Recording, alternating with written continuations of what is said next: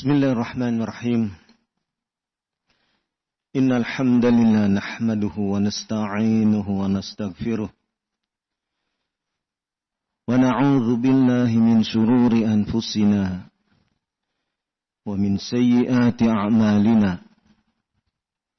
May yahdihillahu fala mudilla lahu wa may yudlil fala hadiya lahu.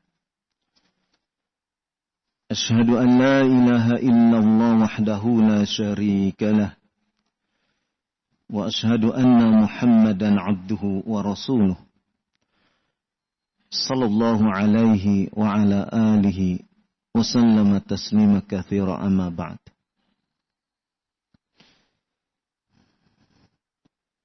وقال تعالى في القرآن الكريم يا أيها الذين آمنوا اتقوا الله حق تقاته ولا تموتن إلا وأنتم مسلمون.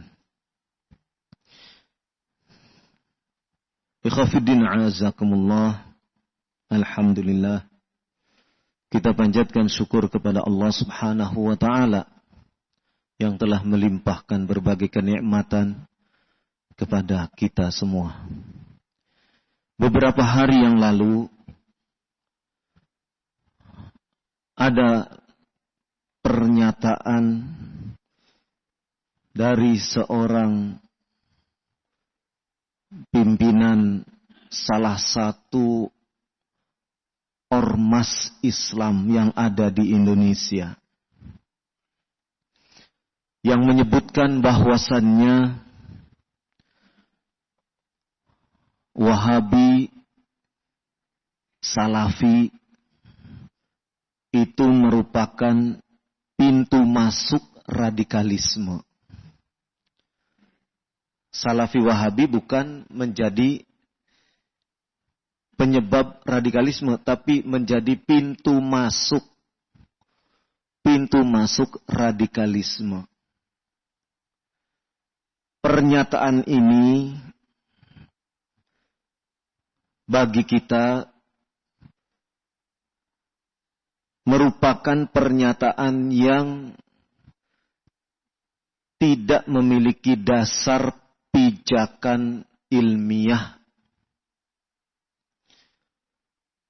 Bisa jadi orang yang mengucapkan ini karena kejahilannya tentang pemahaman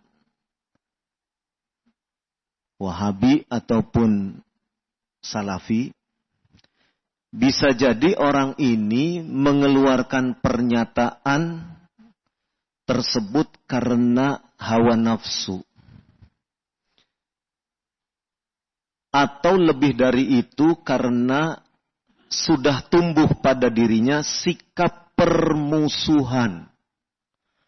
Sikap permusuhan, kebencian, ketidaksukaan terhadap orang-orang yang mempelajari ilmu yang diajarkan oleh Syekh Muhammad bin Abdul Wahhab rahimahullah. Atau orang-orang yang menganut pemahaman Salafi. Karena orang tersebut menginginkan amaliyah kehidupan sehari-harinya berdasarkan apa yang telah dituntunkan oleh salafus soleh. Maka orang yang mengikuti salafus soleh hingga pada saat ini atau pada zaman sekarang ini disebut salafi. Orang yang mengikuti tuntunan salafus soleh. Siapa salafus soleh? Salafus soleh sebagaimana dinyatakan oleh Rasulullah SAW dalam hadis yang sahih dari Aisyah radhiyallahu anha, hadis riwayat Al-Bukhari. Kata Nabi SAW, khairun nas qarni, thumma alladhina yalunahum, thumma alladhina yalunahum. Sebaik-baik manusia adalah qarni, pada masa kurunku, pada masa zamanku. Zaman Nabi SAW. Siapa itu? Yaitu para sahabat radhiyallahu anhum. Kemudian yang kedua, generasi berikutnya, tsummal ladzina yalunahum, kemudian orang-orang yang berikutnya Generasi berikutnya siapa? Orang-orang yang mengambil ilmu dari para sahabat, yaitu tabi'in. Yaitu para tabi'in. Kemudian disebutkan oleh Nabi SAW, "Tsumma alladziina yalunahum." Kemudian generasi berikutnya, orang-orang berikutnya. Siapa itu? Yaitu orang-orang tabi'ut tabi'in. Orang-orang yang mengikuti apa yang diajarkan oleh para tabi'in. Murid-muridnya para sahabat. Tabi'in, murid-muridnya para sahabat. Orang yang mengambil ilmu dari para sahabat Nabi sallallahu alaihi wa ala alihi wasallam. Nah, ada dua kemungkinan. Minimalnya ada dua buah kemungkinan. Ima dia memang jahil tentang apa itu yang diajarkan oleh Syekh Muhammad bin Abdul Wahhab rahimahullah, atau dia mengikuti hawa nafsu. Karena kebencian, permusuhan, ketidaksukaan terhadap orang-orang yang mempelajari ilmu yang telah diajarkan oleh Syekh Muhammad bin Abdul Wahhab rahimahullah, atau orang-orang yang ingin mengikuti jejak salafus saleh atau yang disebut salafi. Kalau dikatakan orang ini jahil, sepertinya tidak. Kenapa? Karena yang mengeluarkan pernyataan ini, dia gelarnya sudah profesor.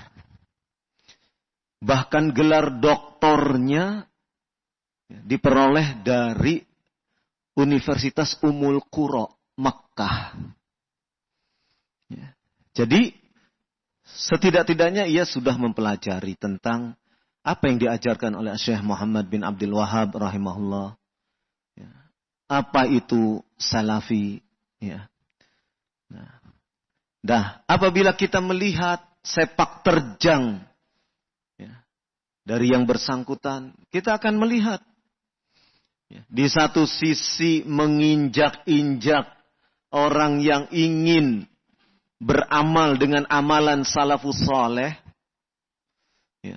yang diajarkan oleh Rasulullah SAW dan para sahabatnya dan para pengikutnya.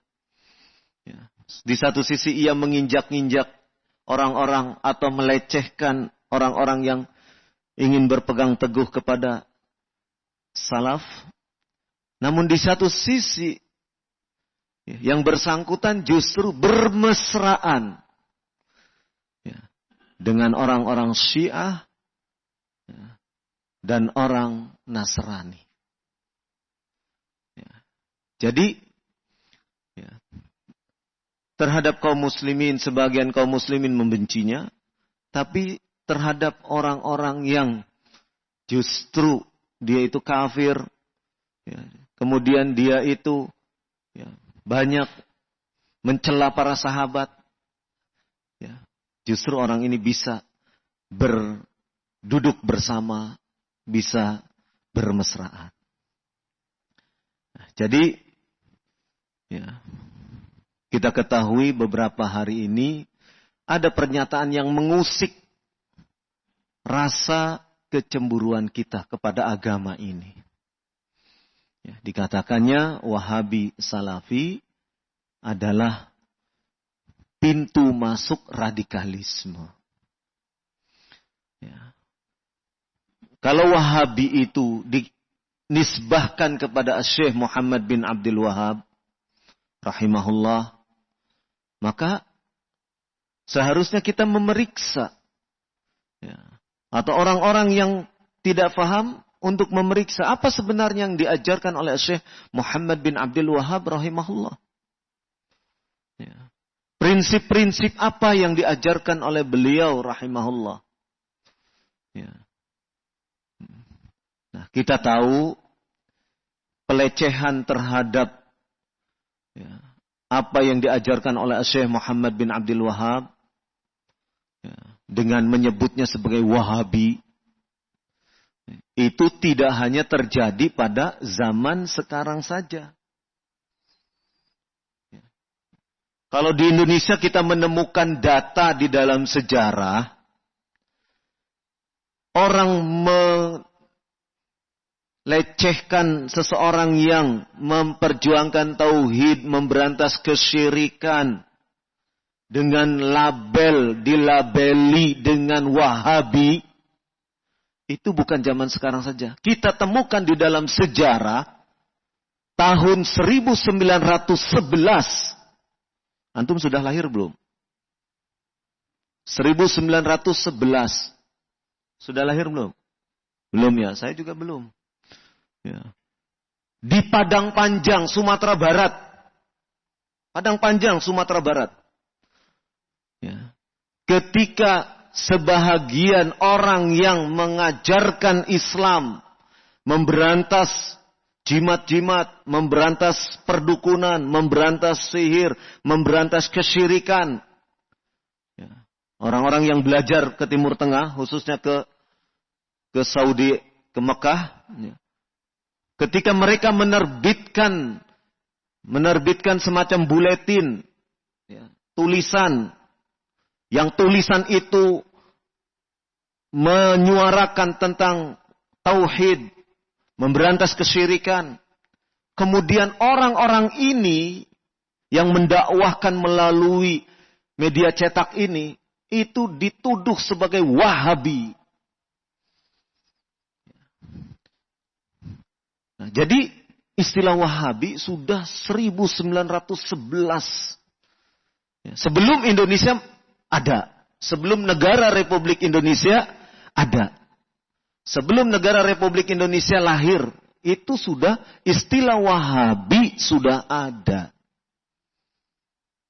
Jadi, kalau sekarang istilah itu diulang kembali, ya, ada lagi yang menyebutkan, ada lagi yang mengatakan, ini hanyalah sejarah yang berulang. Meskipun pelaku dari sejarah itu berbeda. Sejarah berulang, pelakunya saja yang berbeda. Apa yang diulang? Yang diulang adalah ya, penyebutan-penyebutan Wahabi untuk ya, menjauhkan masyarakat dari pemahaman tauhid, dari pemahaman ya, sunnah, dari pemahaman memberantas kesyirikan, kebid'ahan. Dan itulah yang disebutkan oleh orang ini. Kenapa Wahabi Salafi itu dikatakan sebagai pintu masuk radikalisme? Kenapa? Karena orang-orang Wahabi Salafi ini senantiasa menyebutkan, menuduh kepada orang lain bid'ah, menyebut syirik, kafir, dolal, katanya disebutkan begitu. Kalau masalah penyebutan bid'ah, ya, karena Nabi menyebutkan, dalam hadis disebutkan kullu bid'atin dolalah. Rasulullah SAW sendiri menyebutkan tentang masalah bid'ah. Ya. Meskipun pada saat itu, pada zaman Nabi SAW, kebid'ahan itu belum ada. Tetapi inilah nubuat. Nabi memberikan peringatan kepada umatnya terhadap masalah kebid'ahan. Masalah kafir ada di dalam Al-Quran. Masalah musyrik, syirik ada. Masalah apa lagi? Dolal ada. Istilah-istilah itu, terminologi seperti itu ada. Baik di dalam Al-Quran maupun di dalam As-Sunnah. Kenapa harus alergi? Alergi terhadap istilah-istilah itu. Inilah yang perlu kita perhatikan. Ingat bahwasannya sejarah akan terus berulang. Kenapa sejarah terus berulang? Karena pada intinya pertarungan antara al-haq dan al-batil itu akan senantiasa ada. Maka ya, penyebutan-penyebutan di dalam sejarah itu akan terus berulang. Meskipun pelakunya berbeda. Mungkin nanti antum sekarang usianya 15 tahun, 19 tahun. Ya. Nanti 20 tahun ke depan akan ada yang mengulangi lagi. Menuduh sebagai Wahabi, menuduh Salafi, dan seterusnya. Ya.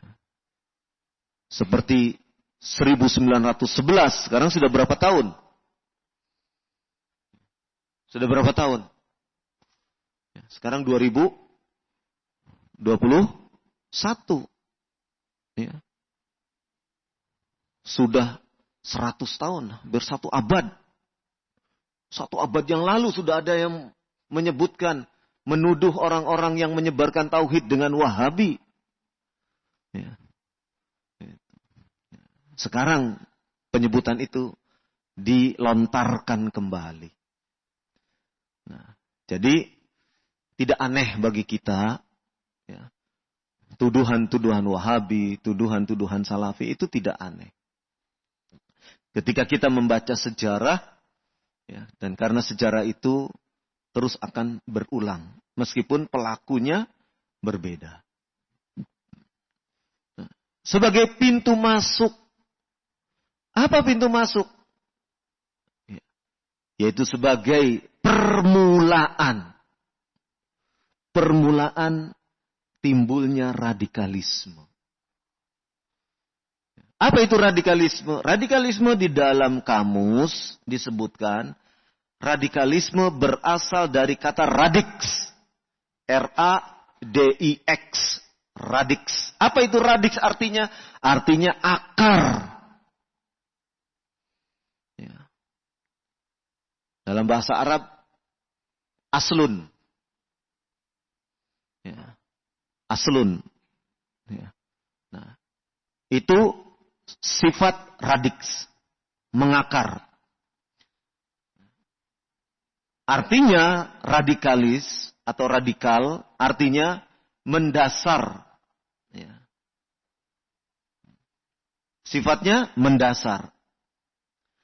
Radikalisme menurut Kamus Besar Bahasa Indonesia, radikalisme didefinisikan sebagai faham atau aliran yang menginginkan perubahan atau pembaharuan sosial politik dengan cara kekerasan atau drastis, dengan cara yang drastis, revolusi misalnya. Menggulingkan kekuasaan, menggulingkan pemerintah. Itu namanya radikalisme. Melakukan perubahan-perubahan dengan cara kekerasan. Itu radikalisme. Sekarang apa benar seperti itu? Untuk mengukur perkataan dia benar atau tidak, kita harus meneliti apa yang diajarkan oleh salafus saleh. Apa sih yang diajarkan oleh salafus saleh? Prinsip-prinsip di dalam beragama yang diajarkan oleh salafus saleh apa sih? Padahal kalau kita mengkaji, salafus saleh mengajarkan kepada kita justru bertentangan dengan apa yang disebutkan oleh orang ini. Justru bertentangan dengan faham radikalisme. Kenapa demikian? Karena salafus saleh mengajarkan untuk berlemah lembut. Di dalam Al-Quran menyebutkan, memerintahkan untuk berlemah lembut. Demikian juga hadis-hadis yang diajarkan memerintahkan untuk berlemah lembut. Jadi kalau menuduh Wahabi Salafi sebagai pintu masuk radikalisme, salah. Kenapa demikian? Karena bertentangan dengan prinsip-prinsip yang diajarkan oleh Syekh Muhammad bin Abdul Wahab, prinsip-prinsip yang diajarkan oleh salafus saleh. Apa diantaranya? Itu tadi, salah satu prinsip yang diajarkan oleh Syekh Muhammad bin Abdul Wahab rahimahullah, ataupun yang diajarkan oleh salafus saleh, adalah mengajarkan sifat lemah lembut.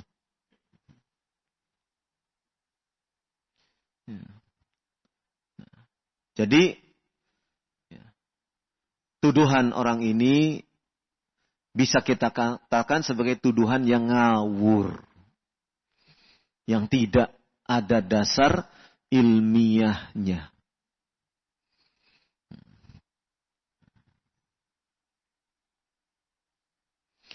Jadi itu tadi, ya. Kalau dikatakan Wahabi, Salafi, ya, sebagai ya, pintu masuk faham radikalisme, itu jelas tidak benar. Ya. Karena prinsip yang diajarkan oleh Syekh Muhammad bin Abdul Wahhab rahimahullah ya, adalah prinsip ya, untuk senantiasa bersabar menghadapi berbagai rintangan di dalam dakwah. Betul tidak? Coba apa yang disebutkan oleh Syekh Muhammad bin Abdul Wahhab rahimahullah atau yang diajarkan oleh beliau? Prinsipnya apa? Bagi seorang muslim. Pertama, salah satu usul al-ilmu, betul? Kemudian yang kedua, al-amalu bih. Yang ketiga, ad-da'watu ilai, berdakwah. Yang keempat, as-sabru 'alal adzafi. Suruh diminta bersabar. Bersabar di dalam menghadapi rintangan, dalam menghadapi gangguan, dalam menghadapi tantangan.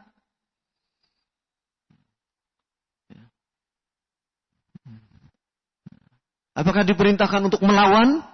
Diperintahkan untuk melakukan kekerasan? Tidak. Diperintahkan untuk bersabar. Itu kan yang diajarkan oleh Syekh Muhammad bin Abdul Wahhab. Betul? Jadi, kalau kita mempelajari, pernyataan orang ini jelas sangat tidak mendasar. Tidak ada dasarnya. Kemudian, kalau dikatakan bahwasannya Wahabi Salafi adalah merupakan pintu masuk bagi radikalisme.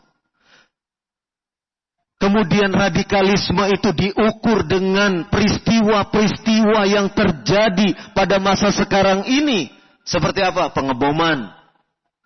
Seperti apa? Seperti gerakan-gerakan terorisme. Ya. Maka kita akan bertanya, apakah di dalam sejarah ada para pengikut Syekh Muhammad bin Abdul Wahhab yang melakukan gerakan-gerakan radikalisme, terorisme, melakukan pengeboman, melakukan pembantaian? Oh, ada, itu ISIS. ISIS itu bukan menganut ajaran pemahaman Syekh Muhammad bin Abdul Wahhab. ISIS itu menganut pemahaman Khawarij. Itu pemahaman Khawarij. Bukan pemahamannya Syekh Muhammad bin Abdul Wahhab rahimahullah. Di sini kelirunya seseorang mencap ISIS kemudian mengaitkannya kepada Syekh Muhammad bin Abdul Wahhab rahimahullah. Jadi sangat jauh apabila tuduhan radikalisme, tuduhan terorisme itu kemudian disematkan kepada Syekh Muhammad bin Abdul Wahhab rahimahullah. Karena radikalisme ataupun terorisme merupakan pemahaman yang bertentangan dengan apa yang diajarkan oleh Syekh Muhammad bin Abdul Wahhab rahimahullah. Bertentangan dengan apa yang diajarkan oleh salafus saleh. Radikalisme, terorisme adalah ajaran yang bertentangan. Karena apa? Bertentangan. Pertama, radikalisme, terorisme bertentangan dengan ajaran yang diajarkan Syekh Muhammad bin Abdul Wahhab rahimahullah. Bertentangan dengan salafus saleh yang diajarkan oleh salafus saleh. Bertentangan dalam hal apa? Di antaranya radikalisme, terorisme menghilangkan jiwa manusia tanpa hak. Menghilangkan jiwa manusia tanpa hak. Pengeboman misalnya. Apakah yang dibom itu orang-orang kafir? Tidak. Yang dibom itu diantaranya yang terdampak, terkena adalah kaum muslimin itu sendiri. Kemudian yang kedua, menumbuhkan rasa takut. Di tengah masyarakat, dengan adanya gerakan teror, dengan adanya gerakan radikalisme, sehingga masyarakat menjadi takut. Takutnya tidak hanya takut kena bomnya. Takutnya tidak hanya takut terkena bom atau ditembak. Tidak. Takutnya bahkan umat Islam mengalami ketakutan itu, takut. Sampai takutnya itu untuk belajar agamanya sendiri itu takut.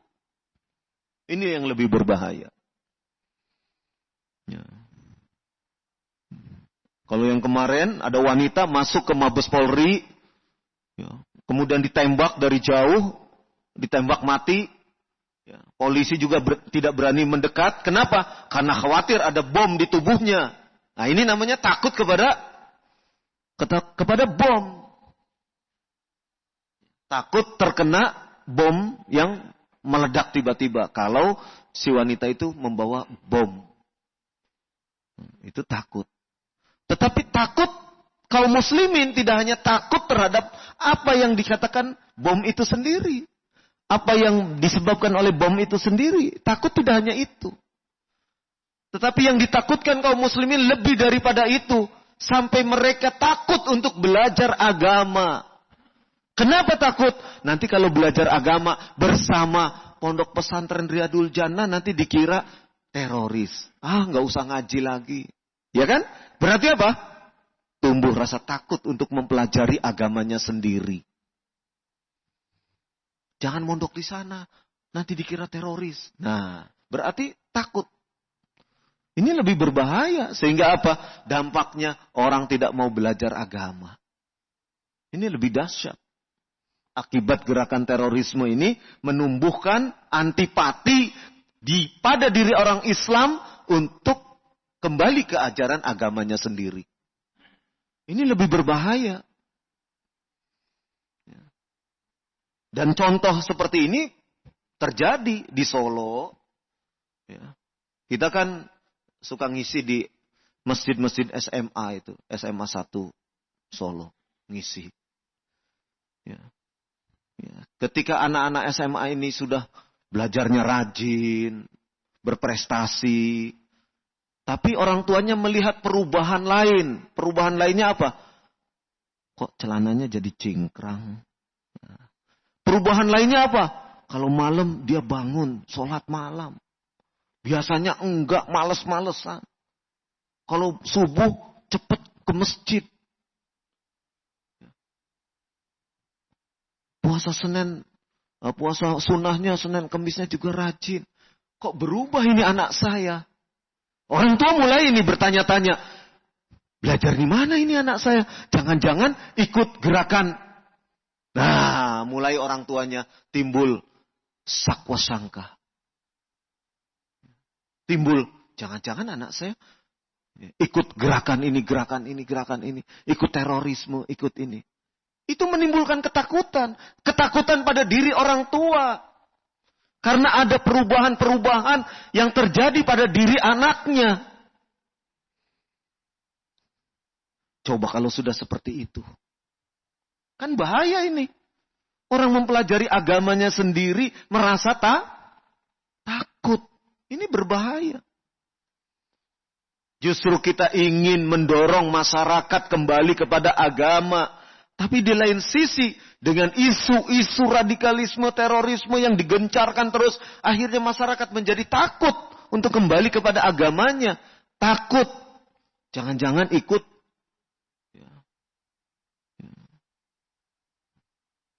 terorisme, ikut radikalisme. Ini radikalisme, terorisme menyebabkan tumbuhnya rasa takut di tengah masyarakat. Bukan hanya takut kena bom, takut kena peluru, takut. Tidak hanya itu. Tapi lebih daripada itu, ketakutan yang mendasar, tumbuh rasa takut untuk belajar agama. Wah, nanti kalau belajar agama terus pakaiannya berubah, cingkrang, nanti dituduh ini. Nanti yang wanitanya bercadar dituduh ini. Akhirnya tidak mengamalkan seperti itu. Ya. Nah, ini namanya ketakutan di dalam beragama. Ini lebih dahsyat dampaknya. Ya.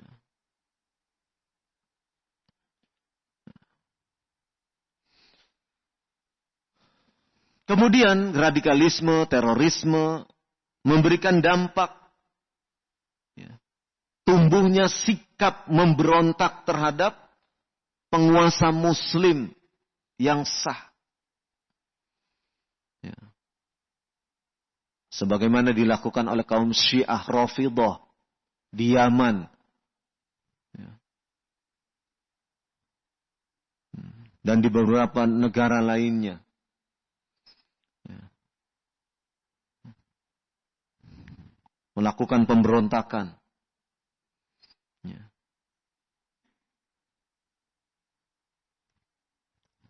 Kemudian juga yang dilakukan oleh ISIS. Ya. Dan lain sebagainya. Ya. Ini dampak dari seseorang menganut pemahaman radikalisme, terorisme. Ya. Ya, di Indonesia, ya, gerakan ini sejak zaman DITII memberontak terhadap pemerintahan. Apakah di Indonesia sudah ada? Sudah. DITII itu adalah pemberontakan. Ya. Ingin mendirikan daulah Islamiyah, ya. Tetapi dengan cara melawan, mengangkat senjata. Ya. Senjatanya pun dihadapkan kepada sesama kaum muslimin. Ya. Karena yang tidak bersama mereka dianggap sebagai ya, sebagai orang yang halal darahnya.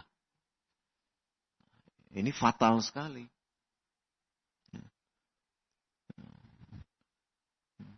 Pemerintahan yang sah dianggap sebagai togut. Ya. Bahkan dikafirkan. Ini pemahaman-pemahaman yang berbahaya.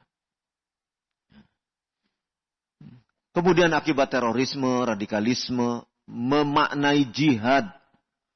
Ya. Memaknai jihad tidak sebagaimana pengertian yang sebenarnya. Ya, sebagaimana diajarkan oleh salafus saleh. Ya.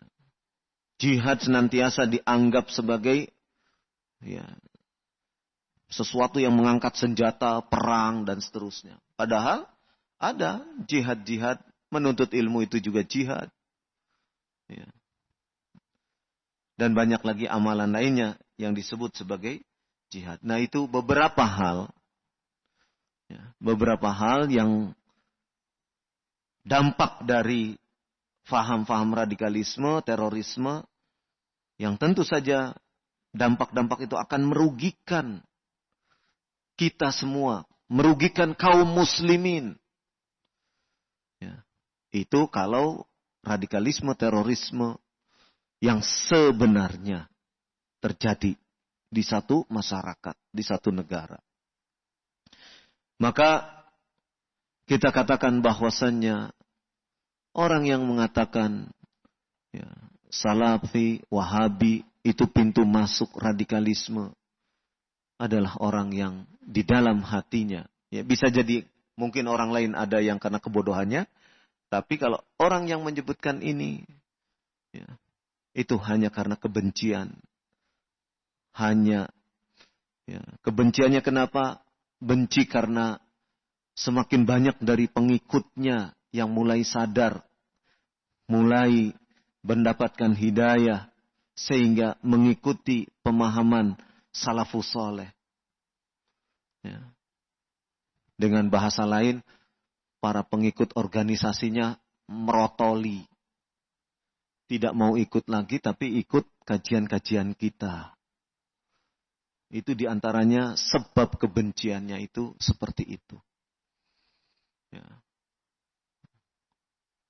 Nah, ini ya, sehingga menimbulkan apa? Kebencian, permusuhan, ketidaksukaan, hasad, iri, dengki, dan berbagai penyakit hati lainnya. Nas'alullah as-salamah wal afiyah. Mungkin itu yang bisa saya sampaikan pada kesempatan malam hari ini, mudah-mudahan bermanfaat. Intinya bahwasanya apa yang disebutkan, tuduhan-tuduhan salafi, yang tidak benar, tuduhan-tuduhan wahabi dengan konotasi yang sangat negatif, ini sangat berbahaya. Dan tuduhan itu diulang-ulang terus, tahun demi tahun. Dan tuduhan-tuduhan wahabi semacam itu akan bisa merusak hubungan bilateral antara pemerintah Indonesia dan pemerintah Saudi Arabia. Kenapa? Karena Syekh Muhammad bin Abdul Wahab rahimahullah itu salah satu pendiri negara Saudi. Coba pendiri negara kita, proklamator kita dijelek-jelekan. Entah Soekarnonya, entah Muhammad Hattanya. Rela tidak? Tidak rela. Sama orang Saudi juga. Kerajaan Saudi juga. Orang-orang Saudi juga tidak rela kalau pendiri negaranya dijelek-jelekan. Apalagi yang menjelek-jelekan tokoh pimpinan salah satu organisasi massa Islam. Padahal pemerintah Saudi membantu ketika ada tokoh dari organisasi massa Islam ini sakit, dibantu oleh pemerintah Saudi. Mau berobat di mana? Biayai semua oleh Saudi. Mau ke Jerman, ke Amerika. Akhirnya memilih di Indonesia. Semua biayanya ditanggung pemerintah Saudi.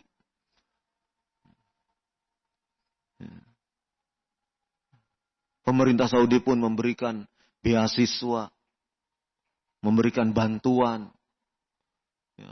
Tidak sedikit. Kenapa demikian? Karena hubungan bilateral antar negara yang baik.